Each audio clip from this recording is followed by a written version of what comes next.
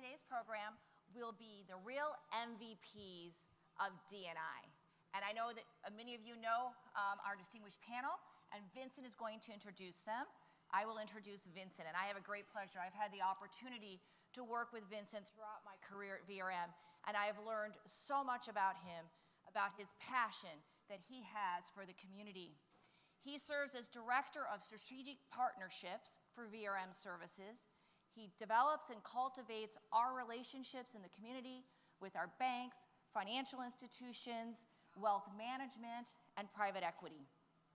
And he preserves our relationships with our trade associations, many that are going to be joining on our panel today, NARAB, ARIA, NAREP, NRBA. And before that, he was our Director of Vendor Supply Services. He's had a distinguished career in the financial services industry, working for Bank of America and Fannie Mae. But most importantly, and as I said, I've learned so much for Vince, and it's his passion for the community. He is one of our lead and chair of our philanthropy committee for the foundation Seeds of Hope. And it is just really my favorite part of any meeting that we have as a company to hear of the wonderful things that we do in our community, particularly for veterans and those that are in need of different services. And most importantly for Vince, and I'm sure most of you know this in the room, if you know Vincent, he loves to golf. Yes, I do. Vincent, over to you for your incredible panel this morning. All right, thank you so much, Don. Good morning, everybody. Title of this session is The Real MVPs for D&I. This is going to be a great and spirited conversation, so I hope you guys are ready for some great dialogue, great conversation. I want to bring my panelists, Margo, you made it. Bring my panelists up, and I will have the pleasure of introducing them, and we'll get, as Chris Como would say on CNN, we'll get after it. Panel, please.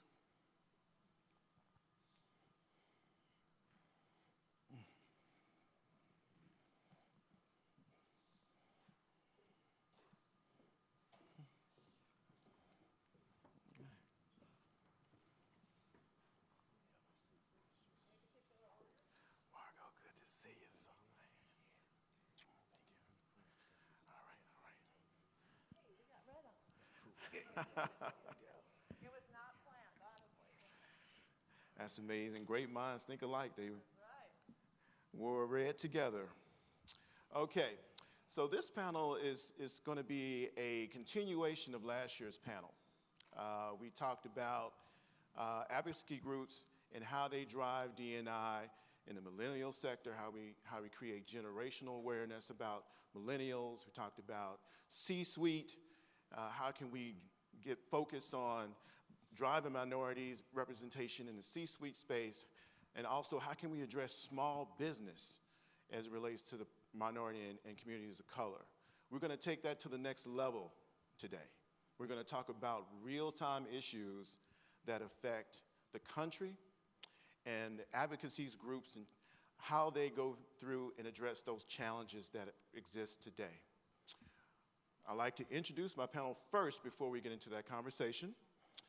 To my left, beginning to my left, we have Mr. Tony Thompson, who is the founder and CEO of NAMBA, which is the National Association of Minority Bankers of America, which is the fastest growing trade organization in the real estate finance industry. He is responsible also for developing business for Silverton Mortgage, which is the largest privately held lender in Georgia. He's a member of the MBA Diversity Committee, the MBA Loan Production Committee, Georgia Mortgage Bankers Association Board of Governors, and a graduate of the MBA's Future Leaders Program. Please welcome Mr. Tony Thompson. To Tony's left, we have Ms. Margo Posey, who is the president and CEO of the DFW Minority Supplier Development Council. She is tasked as being a strong advocate for certification for North Texas MBEs, and she oversees the growth of DFW MSDCs, or Minority Supplier Diversity Council, to over 800 certified member representation by 174 major corporation and public sector agencies and 76 North Texas cities. Under her leadership, the DFW MSDC has led business connections to over $5.21 billion in MBE revenues, led to 124,000 employed, and resulted in 8,000 sourcing referrals. Please welcome Ms. Margot Posey. To Margot's left, we have Ms. Desiree Potno, who is the CEO and president of the National Association of Women in Real Estate Business, acronym NAWRB, and Desiree Potno Enterprises. She has over 25 years of real estate and experience in championing gender equality. She brings insider knowledge of NAWRB's mission of advancing women and women-owned businesses in the housing ecosystem. Desiree is also vice chairman of NAWRB's Diversity and Inclusion Leadership Council. Please welcome Ms. Desiree Potno. To Desiree's left, we have Mr. John Wong, who is the founding chairman of ARIA, which is the Asian Real Estate Association of America. Mr. Wong graduated from Yale in 1975 and began his real estate career in 1981. In 2003, Realtor magazine named John as one of the 25 most influential people in real estate. In 2011, the Council for Real Estate Brokerage Managers inducted John into its Hall of Leaders. For 3 decades, John has worked with clients from across the globe and understands the intricacies and nuances associated with such transaction. Please welcome Mr. John Wong. And last and certainly not least, Mr. Ron Busby. Mr. Busby is president and CEO of the U.S. Black Chambers. He brings business management skills as well as a lifetime of community development and experience to the organization. Mr. Busby is a former successful business owner in his own right, being owner of USA Super Clean, which grew revenues from $150,000 in annualized revenue to over $15 million in only 10 years. Ron serves as serves on the Pfizer Small Business Council, the National Newspaper Publishers Association Foundation Board of Directors, and White House African American Leadership Council. Please welcome Mr. Ron Busby. All right, we're going to jump right into this. All right, as you all know, diversity and inclusion in its own space is a difficult challenge to change the mindsets and the practices within organizations. Now, layer on what's happening in the world today. Arguably, we're in the most divisive environment that we can recall in the last 20, 30 years. My first question to the group: with the country seemingly being so polarized by racial inequality and racism, how do you drive D&I and address racial biases and improve sensitivity in the face of it? I'm going to start with you, Mr. Ron Busby. Thank you for having us again this year.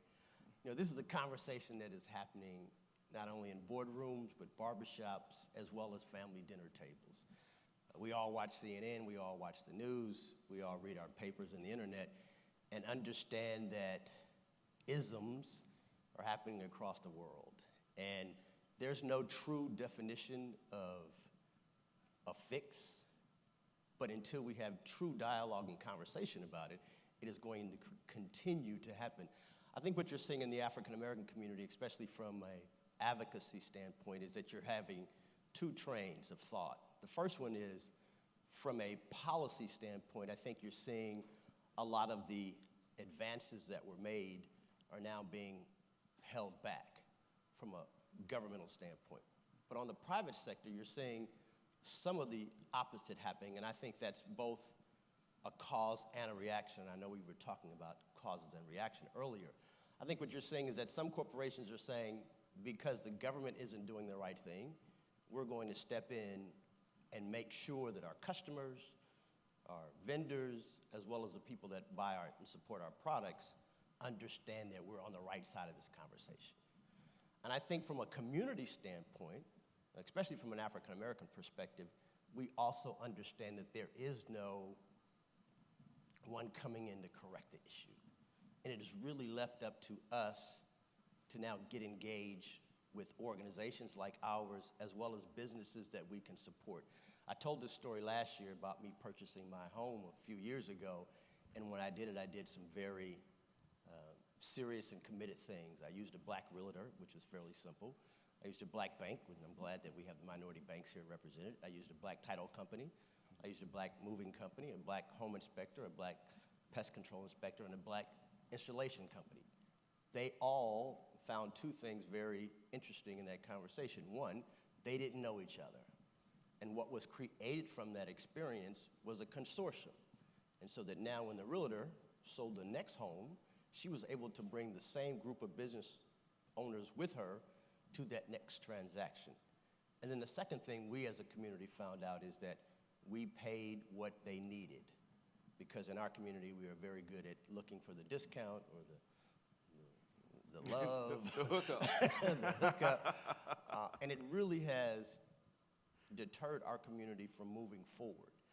If the number one concern in our community is unemployment, the only way to address that unemployment is to pay the business owners the desired income that they need so that they can hire. If the issue is that we have 2 million unemployed African Americans this morning, the good news is there's 2 million African American owned businesses this morning. And if our community supported those businesses, then those businesses could hire. But in reference to what we can do collectively is we collectively have to see it not as a one-off situation.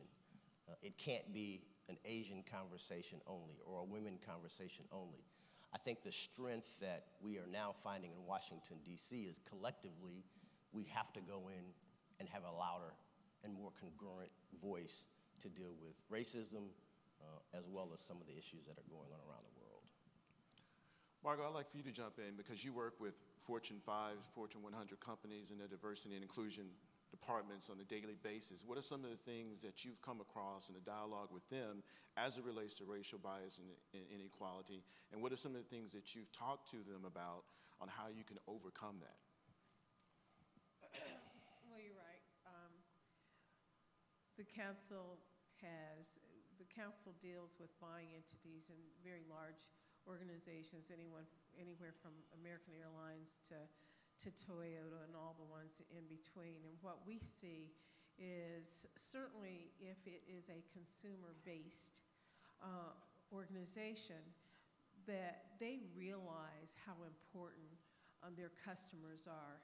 And with the browning of America, and America is browning, whether people want to accept that or not, they realize that their customers are customers that they want to hold on to, and so they are concerned about issues as it relates to race. And sometimes that's the conversation that you just don't want to have openly, but you can't avoid it. B2B organizations, it's a little bit different. And we have a lot of companies here that are not US-based companies, and they don't necessarily always get the issues as it relates to diversity as quickly as some of their American counterparts, but it's still an issue for them. What you didn't mention is I also operate the Department of Commerce's Minority Business Development Agency Business Center. That was created back in '73.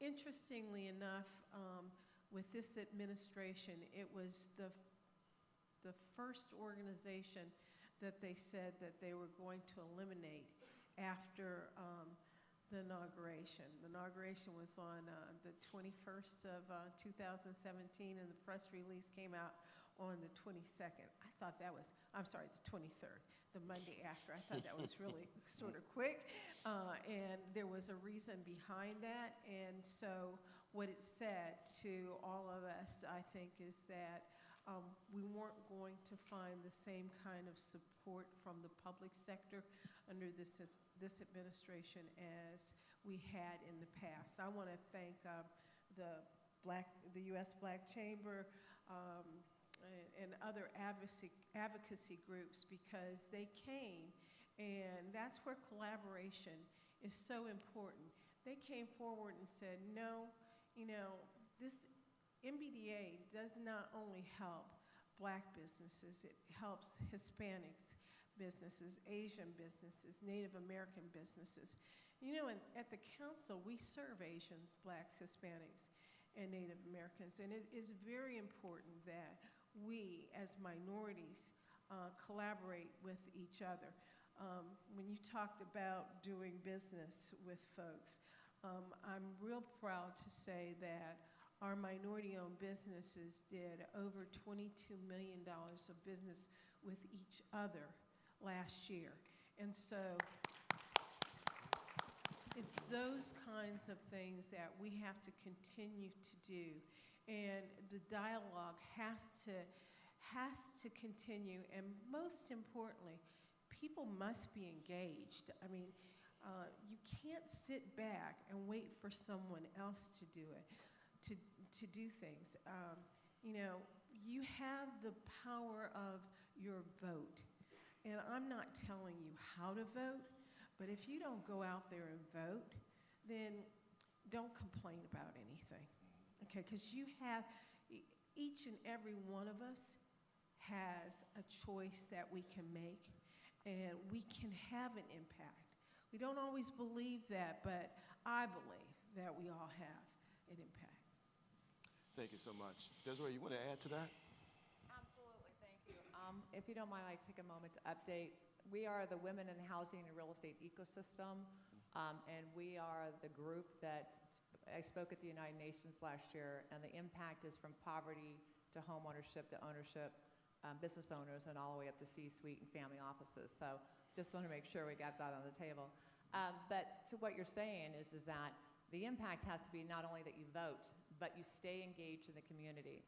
Because just showing up at the polls means you disengage if you don't continue it. It has to be an action every day. D&I has to be, you wake up and say, how can I make a difference? I think one of the things that, without going through all the different numbers and impact we can bring to the table, is there was a very interesting that happened. So I don't know if you heard the news this morning, we're in Chicago.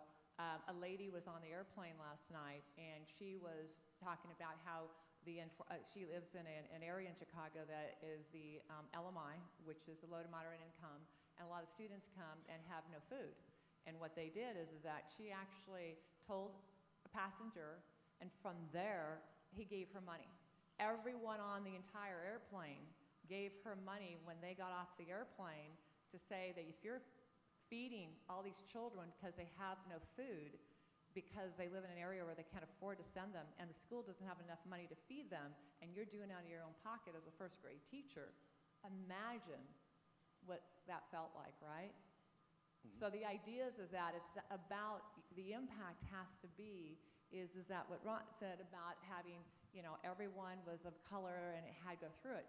The collaboration, Michelle Obama said, I think, most fantastically back in the United States of Women in LA. We were part of that group 2 years ago at the White House, putting together 47 deans in one room of colleges on how we can make a difference. So the United States of Women came in DC 2 years ago, and everyone in that room, which was 5,000 women, is not who's on the stage, it's how we work together every day of all the women that were in that group. So when we talk about collaboration, how we can leverage each other, not only at the table, but in the room, everyone says, how do you bring me business? What can you do to help me? It's the number one question I get. And I said, if you don't show up every day and you don't engage, how can you leverage the platform of what all of us have to offer? Right. The federal government is the largest employer. The local communities can only do so much. And they're being cut back on how much they can give you resources. So that's why we're here up as advocacy groups to tell you, get engaged with us, show up, and participate. And the number of business that you can grow and relate back to your community is off the chart.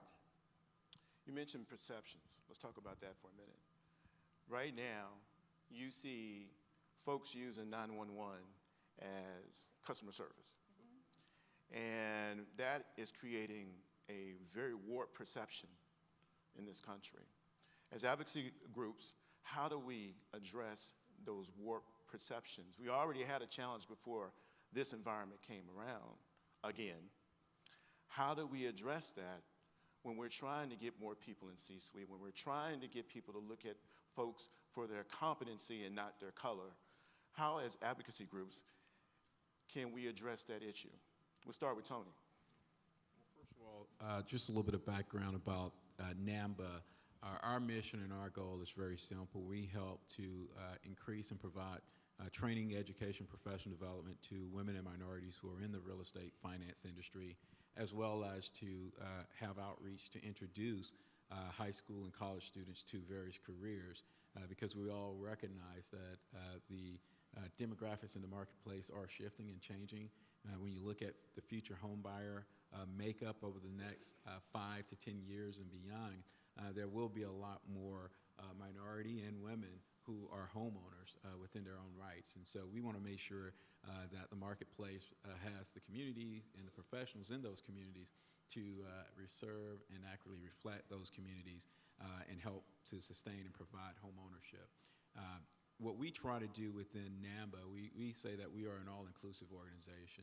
I firmly believe that one of the best ways to address any issue is to have collaboration and to have communication. And so we try to focus at NAMBA, making sure as we go throughout the country and we build and start local chapters, that our chapters are represented of the communities in which look like them, as well as the communities in which they are becoming.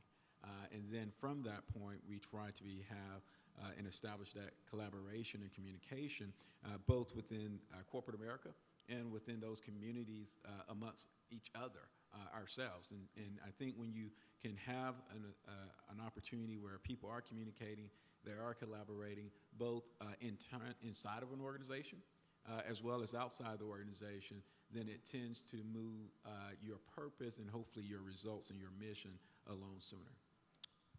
Excellent. John, you want to add to that? Yeah, I think your specific second question is sort of a change in focus where folks are now using 911 really just as a helpline. And I think that's symptomatic of something that's happened in our society where we're abdicating responsibility. You go to somebody else, and in this case, the police, if you to solve any problem. Anything from my car's locked, to something's happening on the street that's dangerous, to something that's totally irrelevant. So that's a reality of today. And it's not just that one issue, but a lot of us have abdicated responsibility because we think that somebody else is supposed to do something for us. The first question about how the perception of D&I and diversity and inclusion, and I'll say the actual words rather than using the acronym because I think that speaks to a broader issue.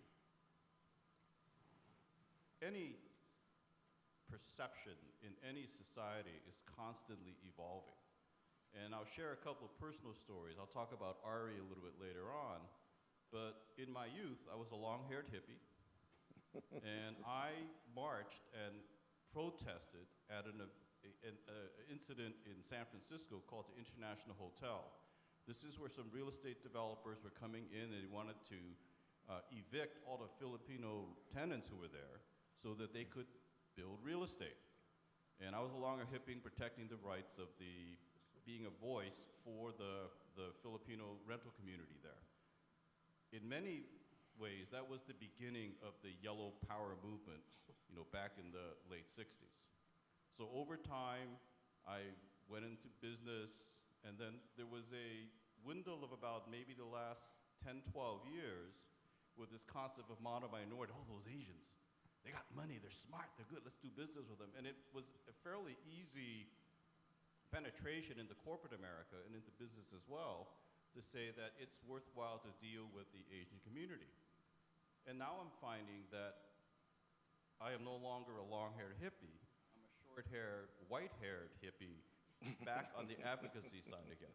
And that kind of speaks to, I think, what we all must do is to recognize that inclusion and diversity, there are many components to how to get to it.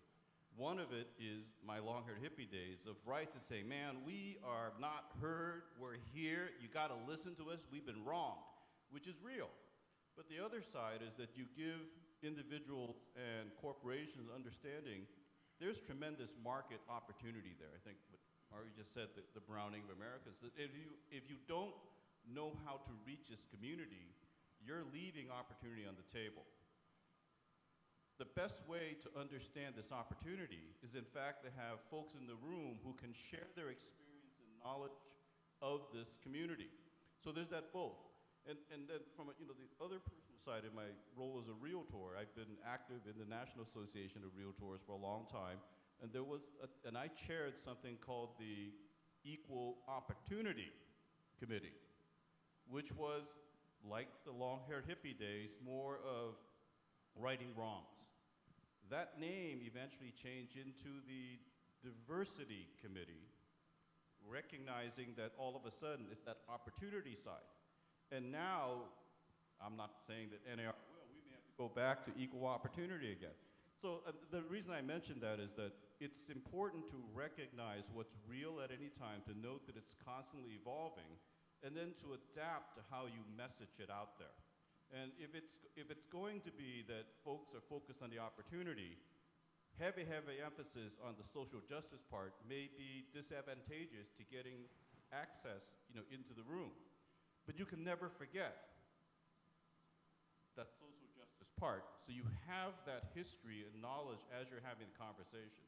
I think what Ron just said, I think I've also experienced that regardless of what the papers and the governments and the pundits are saying, corporate America is recognizing that, the opportunity piece is there, and we're going to continue creating greater access because that's really where the market is going.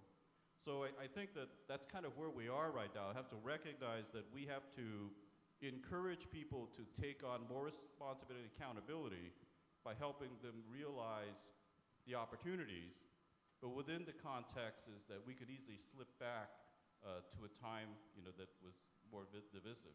And I will share, Vince, I put a lot of thought to this, that right now it feels like it's more divisive on this issue of racism and stuff than ever in history. But I look back on the history of the Asian community, and it's true for the Hispanic, for the GLBT, for women, and the African American community. There were times when it was worse.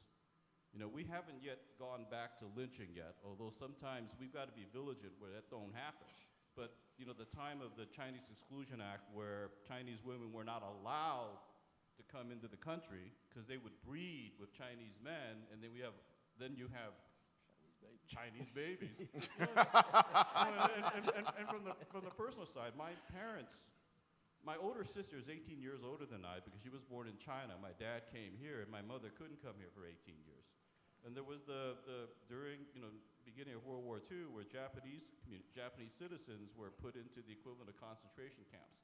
So we never want to get back to that, and we have to be vigilant because we might. But it feels awful right now. But we have to remember the past so that we can be vigilant in making sure that's not replicated. And it's more important now than ever.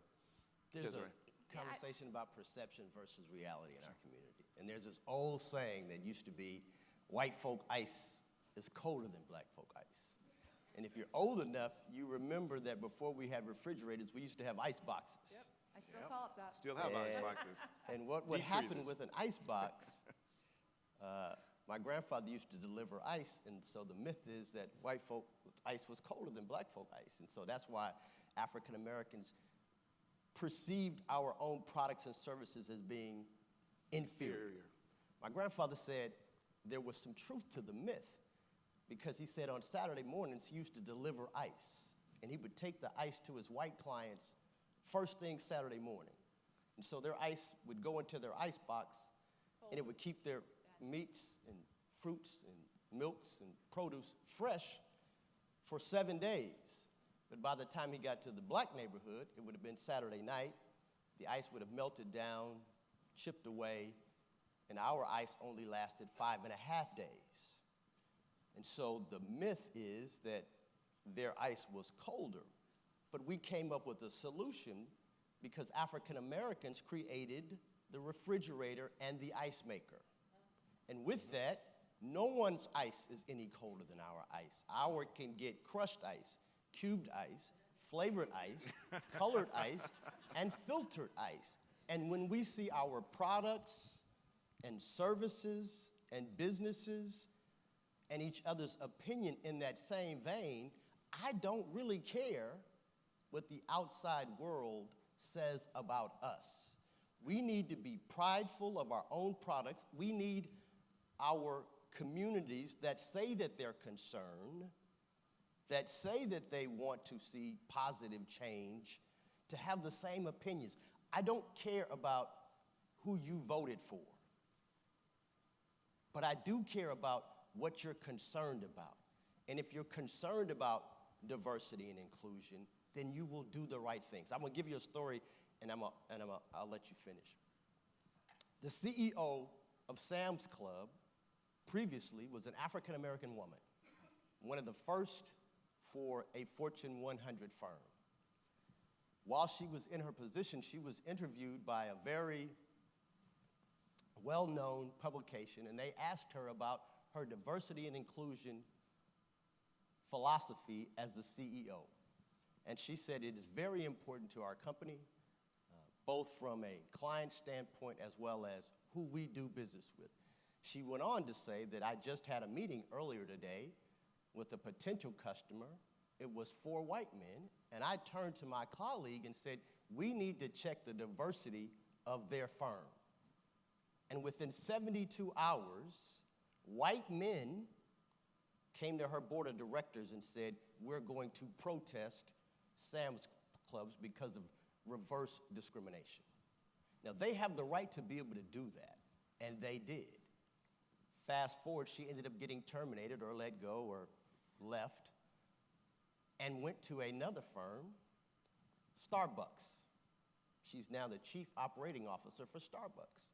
A lot of us heard what happened at Starbucks recently with them escorting 2 African-American men out for simply doing what most people do when they go to Starbucks, have a meeting, get a cup of coffee, and enjoy the atmosphere.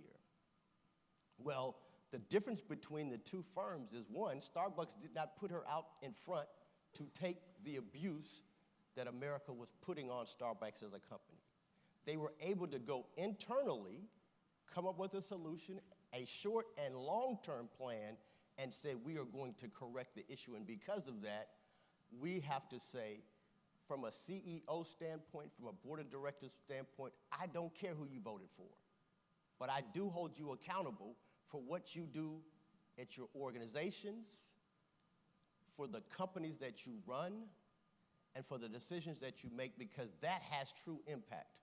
A lot of folk were upset in Charlottesville, Virginia, when the Tiki Torch episode was going on, of them taking down statues. I have 2 sons, 2 black young men. I'm a single father. They're 21 and 22 years old. And that night, I told them, I don't want them to take down the statues, because I want America to remember what we have been to get here. But on that same day, in the state of Virginia, we closed the only black-owned bank. To me, that's where we should be using our efforts and our energy. What is the future of this country going to look like, while always remembering our past? Excellent. I would like to add something that's going to be very impactful to you immediately about your book of business. We all can sit here and talk about how great the heart, I mean, if you look at his personal persona right now, that emotional conversation. I sit in your shoes as a woman who sold 6,000 properties doing REOs. And you're here for book of business. You want to know how to grow your book of business, but there's only so many REOs, because you're preying, if you think about it, on the misfortune of someone else, right? That is about procuring contracts. That is about moving your space into doing what every one of us up here are talking about. What Margot's talking about is, how do you get into taking all the skill set that VRM University has done an incredible job. So why does all diversity and inclusion make a difference?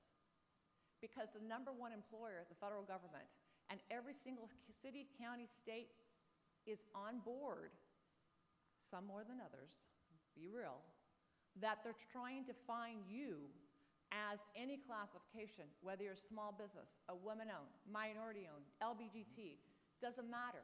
We're all here to help each other to employ how all the skill sets that everyone's trained you to be the best REO broker. I was #1 for Freddie Mac for many, many years.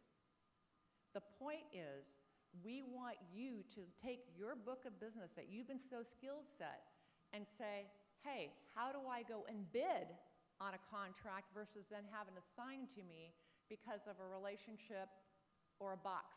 That you have equal opportunity to go and present your proposal, it's called an RFP, to get it done. Then programs like what she's doing, she said she awarded $22 million in contracts. How about if you went and looked at $19.6 billion? The people who regulate everything you do gave over $1 billion out to minority and women-owned businesses. How many of you make more than $7.5 million in here per year? If you don't, you're a small business. That is diversity in itself.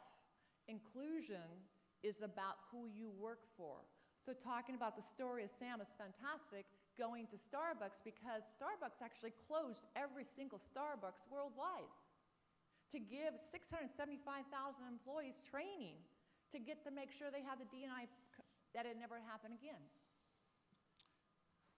That impact of all of this is about how you can sustain your business, because that's right here, making sure you do the right thing to help your community to grow, but we all have to be sustainable in our book of business. And I want to make sure you all understand how the interconnection of doing the right thing, because you don't know who you help, who their relative are, and who they're part of, and can have that play. Yep. And what I heard on the panel today is communication, beginning with Tony, about how important that is, but it's also execution. We can talk until we're blue in the face, but if you don't do anything, it means nothing.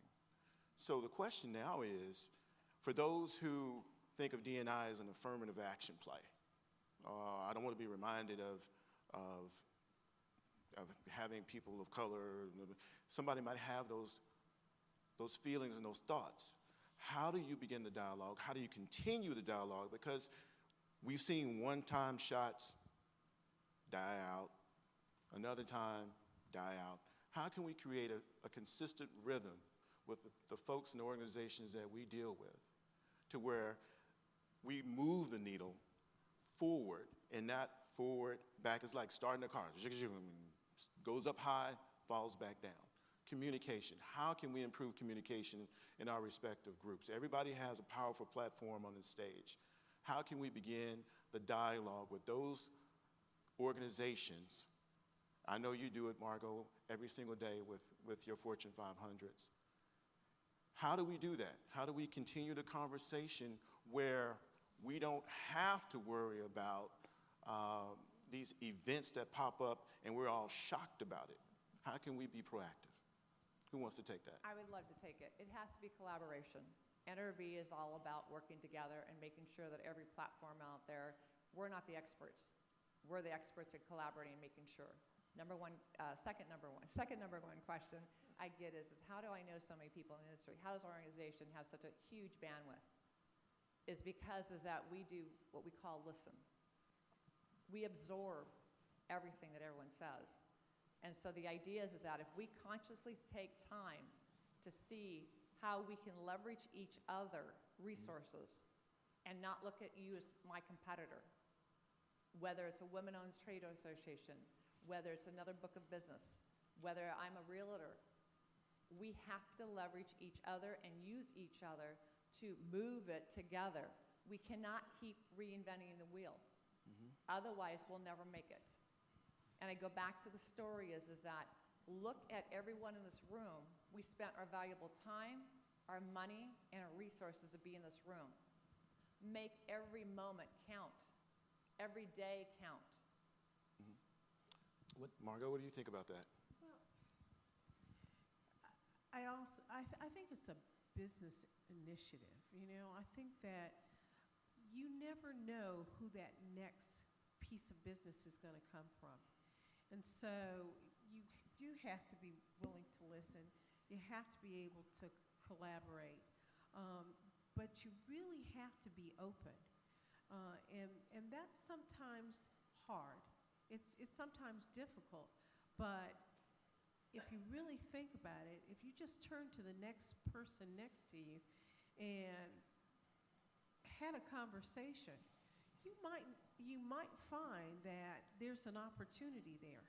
And we live in a country, a society now that we've got to look for all of the opportunities. And so I don't think we can be blinded by race or color or ethnicity. We just have to go that one step further. And again, I think it's working with advocacy groups, but it starts with the individual. Okay, I can't do anything for you unless you're receptive to looking at things differently. And some of that is change. All of us have our own subtle discretions on what we think, what we believe, how we act. And if we want to really advance, we have to move one step forward to get there, I think. So it's more than just advocacy groups. It starts with each and every one of you. Absolutely. I firmly agree with that. Let me tell a quick story, Tony, before you jump in. Yesterday, I was talking to an individual, and somehow we got in a conversation about this panel and what it was going to be about. And then somehow we got in a conversation about labels. And he said, well, do African Americans or black people, how do they want to be addressed? Is it black? How would I address you? Is it black? Is it African American? And I just simply said to him, Vince. I think everybody in this room would like to be addressed that way and not looked at color of the skin or label, simply Vince. Okay, I'm sorry. Go ahead. No, Vince, I was just going to say, one of the things I think is important for everyone to understand is that, at least at NABA, at our perspective, and I look at this as a business perspective, my point that I always made to companies, corporations, and also our members is diversity is a competitive advantage. And if you use and understand and approach diversity and inclusion as a competitive advantage, ask yourself, how can you make sure that that company and organization understands that it's not just about saying that you may have a Latino, an African American, a black or white person, gay or lesbian that you're doing business with, but really at the end of the day, how do you tap in and grow the revenues of a company? And what we all have to understand is our world is continuing to become more competitive. Our local economies are continuing to become more competitive. And the environments and the work business communities that each of you in, I'm sure you would say, today is more competitive than it was 3 years ago. And if you understand that, at the end of the day, as a business owner, we're all in business to do one thing, which is to make money. And so from that perspective, I use diversity and inclusion as a way to help companies and certainly people within the organization understand this is about making money. It is about growing revenue, but also at the same time, when you do that, you will also encompass that there are some other benefits that come and derive from embracing diversity as a competitive advantage. That's right. That's right.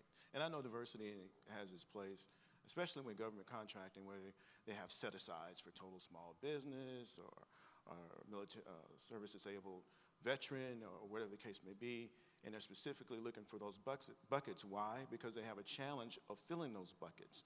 Folks don't get those opportunities, so they do have a place. But I agree with you wholeheartedly, Tony, about the quality of the work and not just the fact that have that label.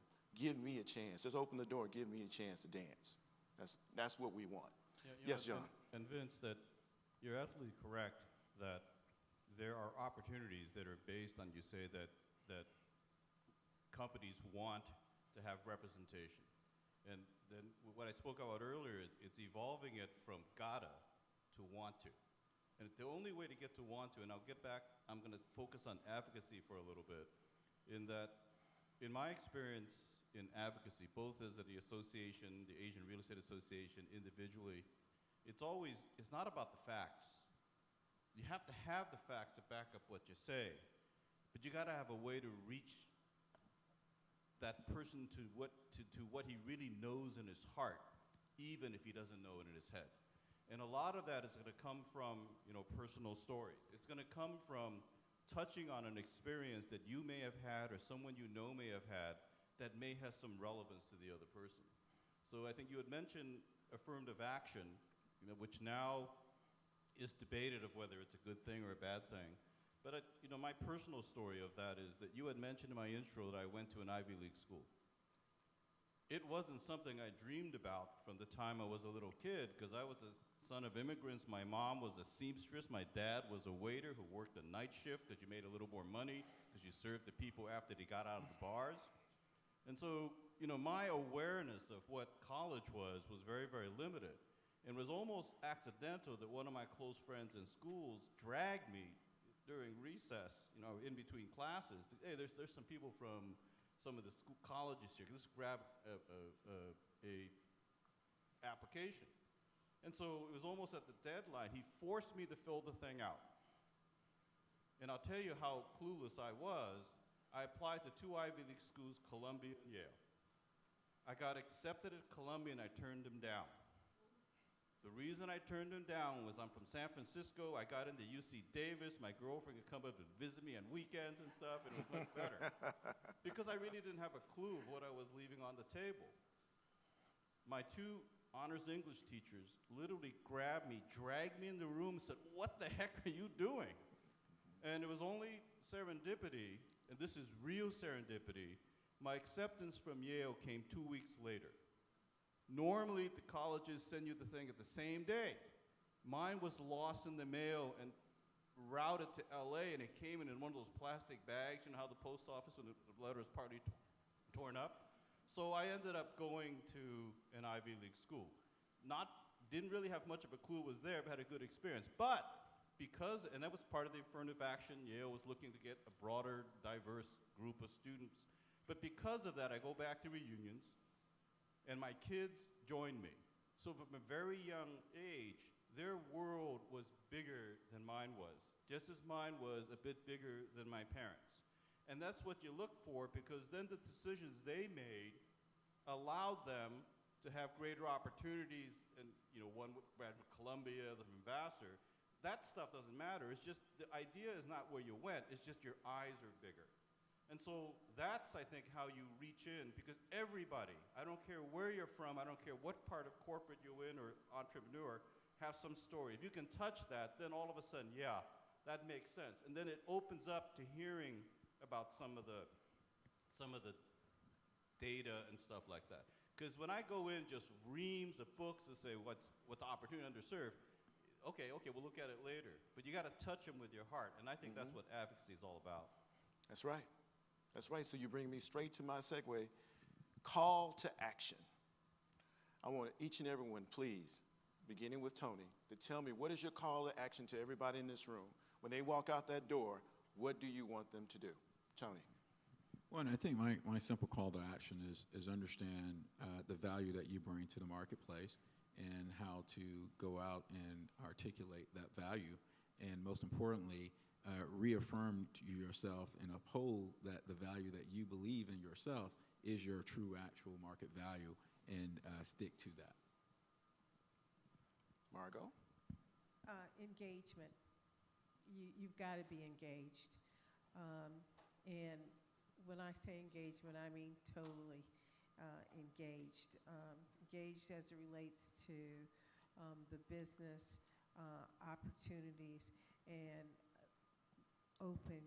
being open for the next opportunity. Because if you're not engaged, if you're not open, you may miss out. We all can sit here and complain about the tax reform and everything that's happening in a lot of different ways. But did you know that the greatest thing going on right now is you have the opportunity to change the community you live in, to help more people have money? Because there's a thing called the opportunities tax zones that right now is going on, that you can have no capital gains as long as you invest in a community for 10 years, ever again. It is the mother earth of all tax proposals and has been approved. So my call to action is, There's hope. There's engagement that must be taken to the highest level, and you must understand it, because the opportunities to help the poverty, we all don't talk about that. 37% more women millennials that are women living under the poverty line than any generation before them. How can they be our mothers? How can they help us engage and go forward? There is opportunities out there bigger than we've ever dreamed of, and you need to get involved and understand and take time to do the research as if this was a term paper or going for a master's program. So the call to action is study, get involved, and collaborate. Organizationally, or maybe as important, individually, reach out to people who don't agree with you. This is that time to kind of bring back some sort of dialogue. And oftentimes, on certain issues, you may have real serious disagreements. But there may be other areas where you share something, whether the love of golf, whether your name is also Vincent, any kind of thing. But you want to have some reason to have the conversation with somebody who may disagree with you on certain issues like D&I, diversity and inclusion, and have a conversation about it. I think that that's what is missing, because we're too reliant on pundits, we're too reliant on 7-second spots on the news and stuff about what's happening. And I'll share a personal story. Within the National Association, I developed a lot of close friends because we've done a lot of committee work. We had drinks afterwards at the bar. But one of my closest friends and I disagree very, very deeply regarding evolution and creationism.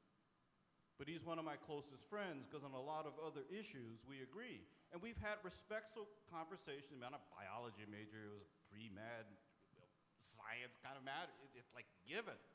But I've come to respect and understand why my friend does not agree with that. But we have been, in the conversations, able to temper each other's and have an understanding. Doesn't mean we changed our mind, but at least I understand where he's coming from. And that's what is kind of missing. And I think if we can do that little by little, then we'll be able to change some of the dialogue. And what you do is you get an ally who's supposed to be on the other side in support of a perspective you have. That's more powerful than grouping with everybody who agrees with me. Because I can easily find folks that agree with me 100%. We sit and yeah. But if they're not listening, then you haven't anything. You get somebody who may have a different perspective, starting to hear a little bit. They may have the courage at some point, this is in a conversation like the rah-rahs, is, wait a minute, maybe we look at it this way a little bit, and then we may have some potential solutions. Over the last 2 years or so, we have heard a lot about making America great again. And as the president and CEO of the U.S. Black Chamber, I say I want a great America as well. But in order for there to be a great America, we must have a great minority America. And in order for there to be a great minority America, we need great minority businesses. And in order for there to be great minority businesses, we need you. We need you to see us in the same vein as you see anyone else. We need you to see our businesses as being par, if not superior, because we know as minority business owners, we will work harder, we will work for less, we will deliver on time, if not before time, and we will make sure that we follow up. And when you see us in that vein, and when you support our organizations without seeing color, without seeing gender, but just seeing us as business owners, then America will be great again. Thank you very much. Thank you. I'm going to have my call to action as well. Number one, I want each and every one of you to engage with each other. I didn't mean to pick on the gentleman that I spoke of earlier, but I'm glad that he engaged with me in that way, because there was an opportunity for me to change his way of thinking or enlighten him on something that he might have had a blind spot about. And that same thing applies to me.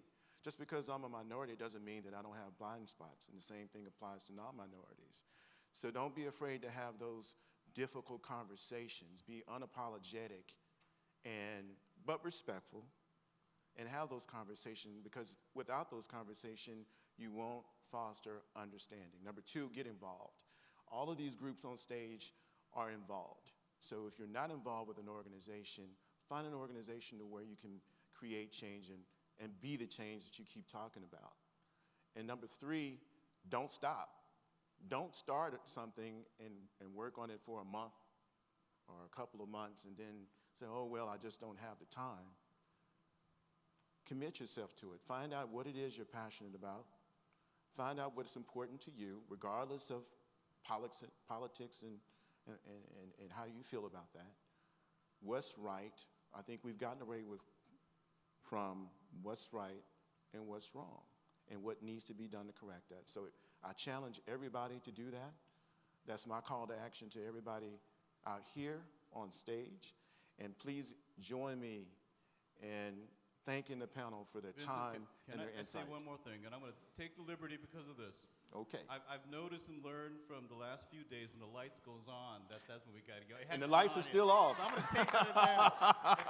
And the one caution I would put in the room is, as we do this, never forget the history. Now, I'm going to share with you, and this is a little bit of a plug, but ARIA has created a video that is in recognition honoring the 50th anniversary of the Fair Housing Act.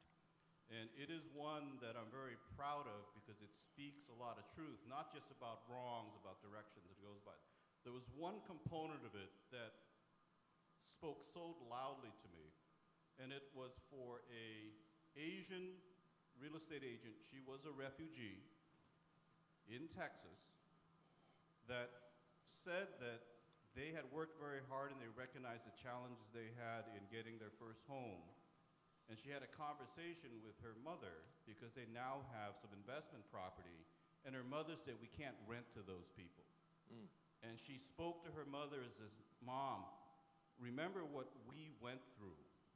We can't go there now. And it's the recognition, and we're seeing that with the Asian segment, you know, at Harvard, a lawsuit against, man, you can't stop Asians that are qualified. Well, that was the same message from another ethnic group that kept out Asians and African Americans. And so I'm saying that as we gain traction and success, we have to remember the history for ourselves also, and to recognize that overall, growing the pie is growing the pie for everyone, not just for me. So I'd like to have one plug too. Remember, this is thank you, equal here. This is the year for the fair housing for 50 years. This is also the year and anniversary for 30 years for HR 5050, where a woman could not get a business loan without a man's signature. That's right. So when we talk about women's independence, we've been on the SBA's national platform for the last 9 years to make sure that 5% of all procuring contracts goes to you, but only once in the last 50 years has that ever happened. So my takeaway is BRA is having a conference for U.S. Black Chamber of Commerce in D.C. on Wednesday of next week. We're having our conference in Chicago on July 29th to 31st. You want to learn about procuring contracts I spoke about? You want to learn about how to deal with the highest profile women? The lights. You come. Thank you. Excellent. Now, help me thank the panel for their time and comments and insights. Thank you so much. We really appreciate you.